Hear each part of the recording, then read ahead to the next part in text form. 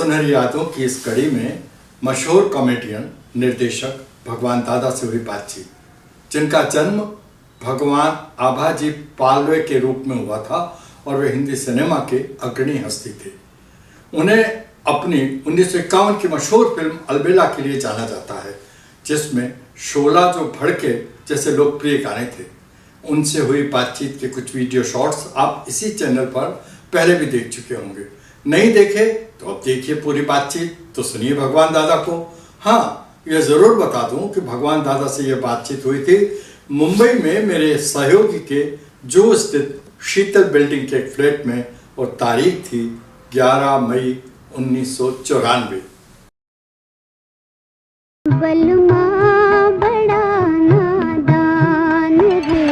बम्बई में, हिंदुस्तान के अंदर, बम्बई की बात नहीं, हिंदुस्तान में जितने कोठे हैं, राजस्थान से लेकर सब, ऐसा नहीं कहता, जहाँ जहाँ कोठे हैं सब जगह मैं गया हूँ, सिर्फ अदायगी देखने के लिए।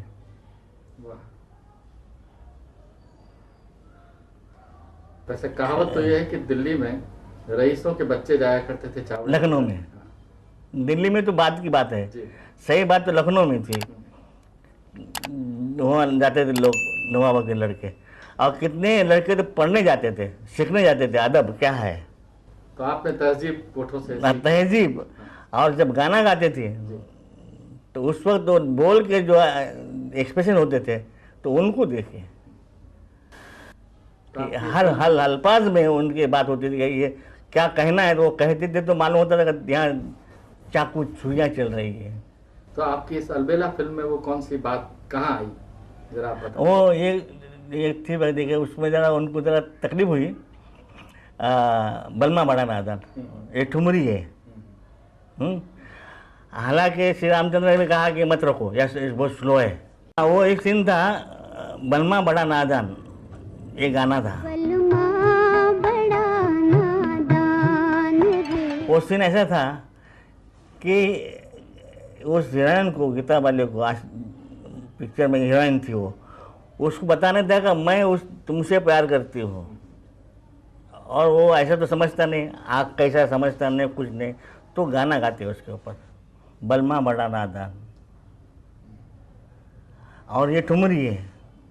अभी ठुमरी इतनी स्लो होती है, बलमा बड़ा नादान रे, बलमा बड़ा नादान। इतना स्लो गाना कौन सुनेगा? तो श्याम बोला, दादा भगा भाई यार, जितना बहुत स्लो गाना है, मत रखो। मैंने कहा रखने का है मुझे। बोलो तू क्या करता है? बोले क्यों रखेगा? मैंने कहा देखो, ये गाना टेक करेंगे ना तो मैं वही वैसा देने वाला हूँ जैसे वहाँ होता है। बिल्कुल ठीक है। हाँ ठीक है। और वैसा लूँगा ना तो अभी के जो लोग हैं, जवान लोग तो देखेंगे, मगर जिनके 35 के ऊपर जो ऊपर हो गए, जिनको 2-3 बच्चे हो गए हैं, वो जा नहीं सकते अभी सिनेमा उधर। ठीक है। हाँ, वो ये देखेंगे गाना। हाँ, तो गीता ने किया था उसमें। हाँ, वो गाना देखेंगे और वो 3 मरतबा आएंगे देखने के लिए।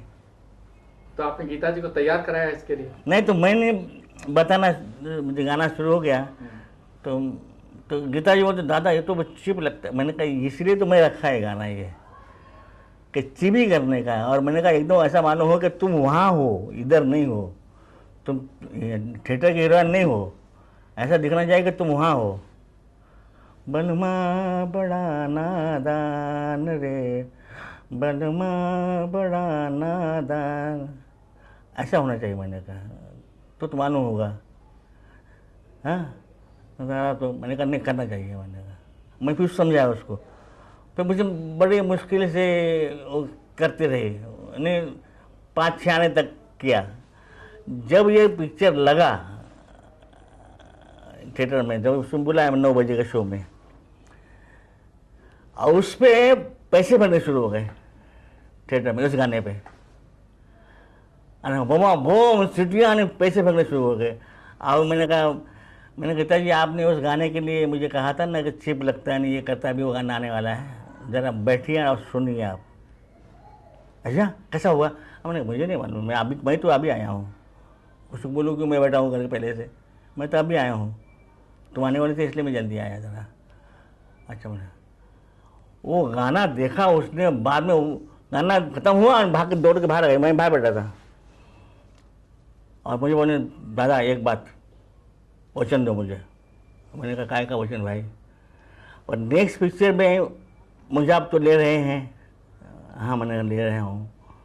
तो ऐसा गाना, इसी तरह गाना आप लेना चाहिए, और आप जैसा कहेंगे वैसा करोगे, नहीं करूँगा तो मुझे शॉट मत लेना। क्या बात है। तो दूसरी फिल्म में आपने गीता के साथ कौन सी की? जमेला। झमेला। वो फिल्म डायरेक्ट किसने की थी? मैंने की। अच्छा, उस फिल्म की खास बात क्या थी? झमेला ही था ना वो। अच्छा, झमेला था, कॉमेडी। अच्छा, उसमें खास बात वो क्या, फिल्म चली नहीं अलबेला, अलबेला तो 16 वीक चली ऐसे। अच्छा, 16 वीक चली। हाँ, तो अलबेला थी। अलबेला का जवाब। हाँ हाँ, वो झमेला था। अच्छा। वो झमेला हो गया उसका।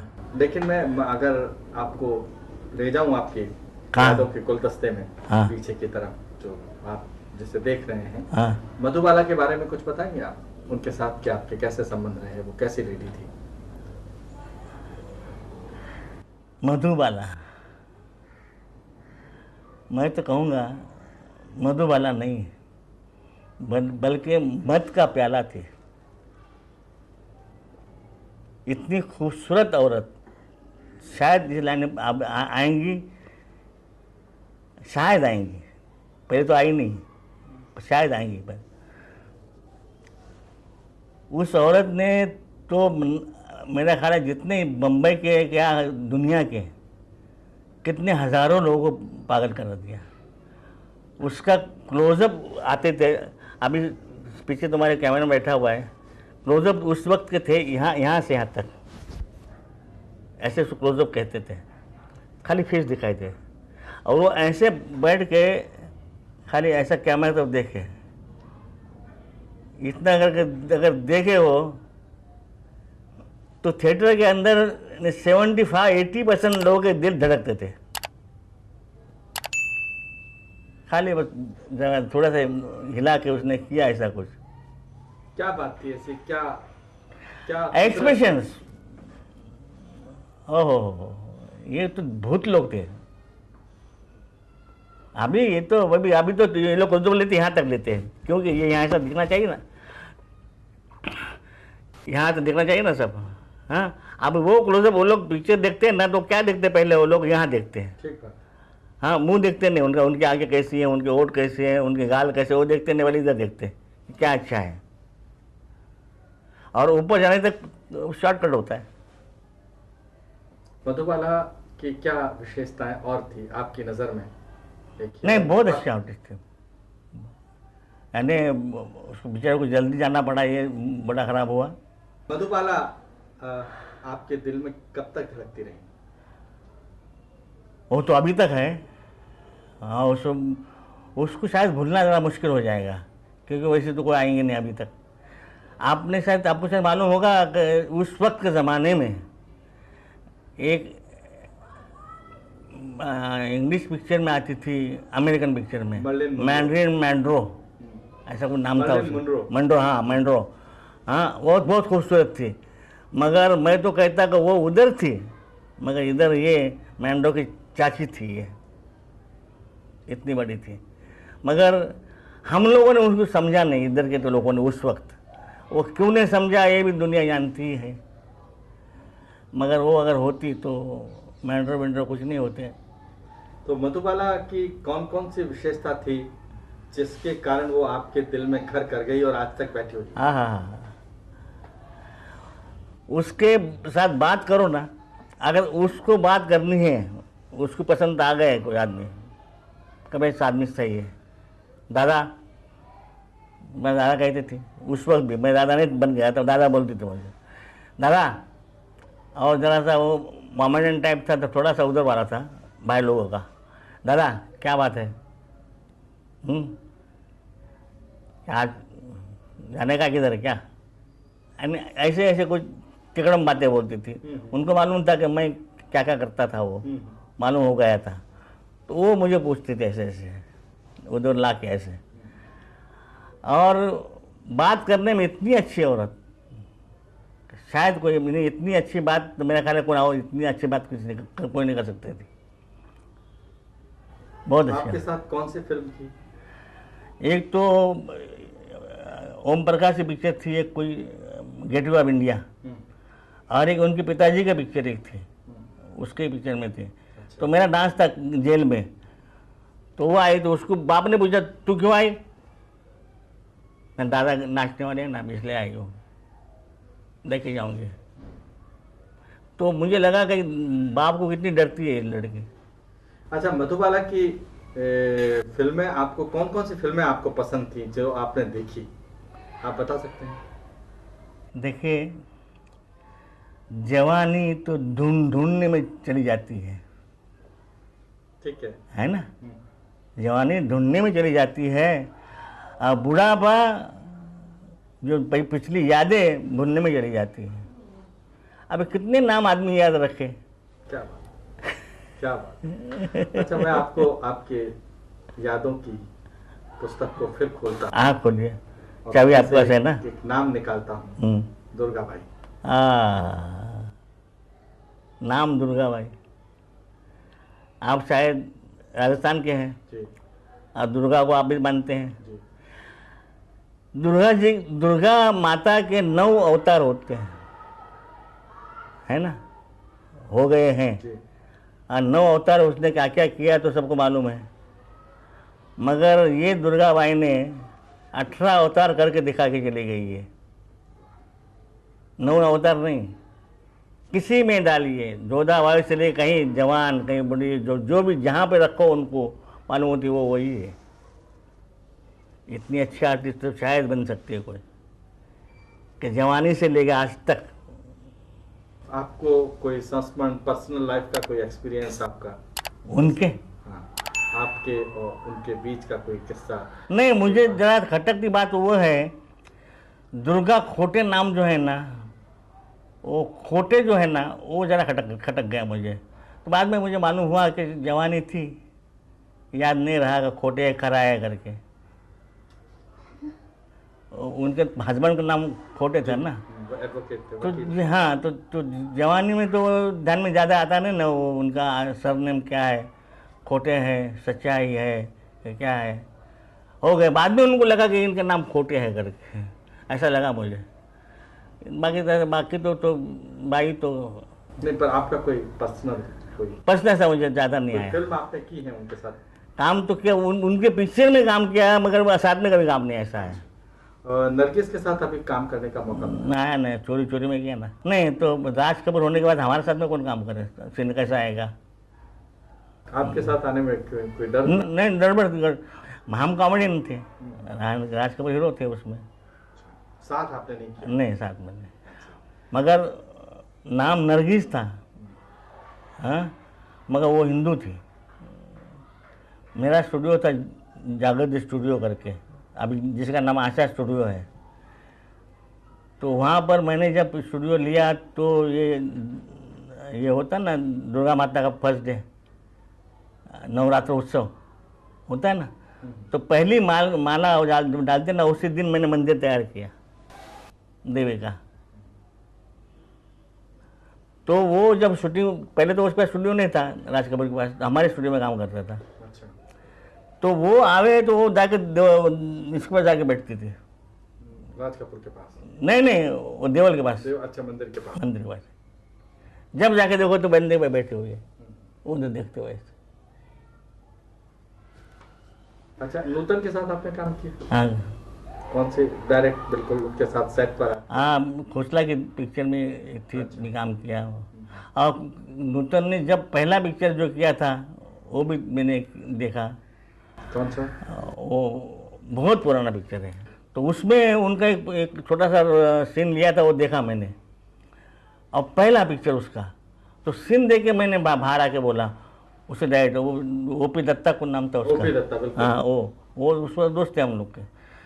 मैंने उसको बोला, मैंने कहा ये लड़की भयानक होने वाली है, ऐसा फर्स्ट चांस है। मैंने कहा नहीं भाई, मैंने कहा अच्छा, वो पहली फिल्म थी? पहले फिल्म थी, वो भी रहता है। मीना कुमारी के बारे में मैं आपका? मीना कुमारी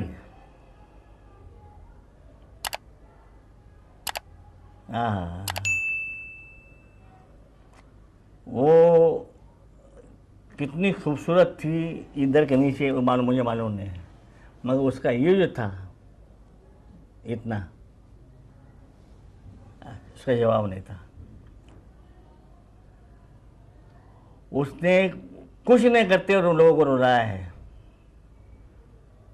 खाली जैसा आंख नीचे करके अगर ऊपर देखा, उसके समझो का ऐसा नीचे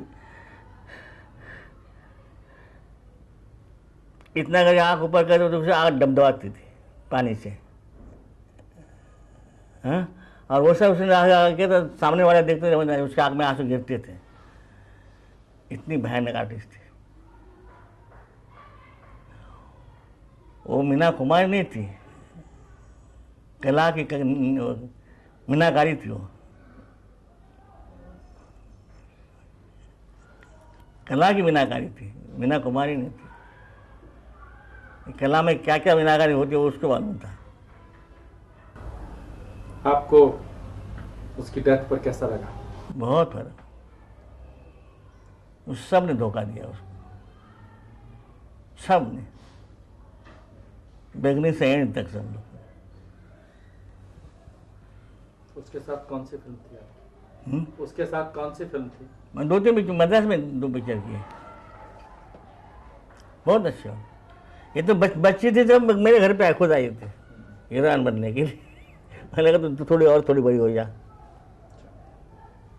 दादा, हिंदी सिनेमा में कॉमेडी का जो आजकल जो कॉमेडी हो रही है, और आप लोग जो करते थे कॉमेडी, डांस, एक्शन, फाइटिंग, जो भी कुछ, आपको कैसे लगता है कि आपकी जो यात्रा शुरू हुई थी, जर्नी जो शुरू हुई थी? नहीं, एक कॉमेडी करना 2 चीज़ें होती हैं। एक कॉमेडी करते हैं, वो अभी लोग जो करते हो कॉमेडी करते हैं, इसलिए पब्लिक कम हंसती है। कॉमेडियन कॉमेडी ना करें, कॉमेडी अपना काम अपने हिसाब से करे और पब्लिक हंसे, उसको कॉमेडी कहते हैं। अगर मैं मैंने क्या किया, मुझे कुछ नहीं आया इसलिए मैं ऐसा किया, नहीं क्या, वही मैं अगर हिसाब से करूँ, जो कुछ मैंने कहना है वो मैं हिसाब से कहूँ, हाँ, अपने एक्सप्रेशन से कि मैं इस वक्त कहाँ हूँ, मेरे पे क्या गुजर रही है, ये सब सोच के मैं अगर कहाँ उस हिसाब से एक्सप्रेशन से कहूँगा तो पब्लिक जो मैं अगर हंसता हूँ तो पब्लिक नहीं हंसेंगे, मगर मैं रोऊंगा, मैं बोलूँगा आप ऐसा क्यों कर रहे हैं, मैं आपका क्या बिगाड़ा है। मतलब है कि नहीं, अगर ऐसा कोई तो नेचुरली पब्लिक हंसेंगी, तो मेरे एक्सप्रेशन हंसेंगी। अभी तो लोग करते हैं, अरे जाओ यार क्या बात है, ऐसा कस दूंगा कि हाथ बोलेंगे वही और हाथ से बताएंगे, मज़ा ना आ रहा है। क्या कमेंट है आज की कॉमेडी पर? मुझे बस ज़रा भी सुनने। आपको लगता है कि कभी परिवर्तन आएगा, चेंज आएगा इसमें? परिवर्तन जब तक अच्छे डायरेक्टर्स नहीं आएंगे, जब मसाले बनाने वाले डायरेक्टर हो जब तक रहेंगे तो ऐसा होगा। क्योंकि 2 घंटे के लिए वो आया है, 3 घंटे के लिए वो आया है, 2 घंटे के लिए वो आया है, हाँ। अब इन सब लोगों को छोड़ना है, हाँ, तो बोलना यार, जो जाना है यार, मैं ऐसे बोलता है, हाँ बोल, हाँ, हो गया।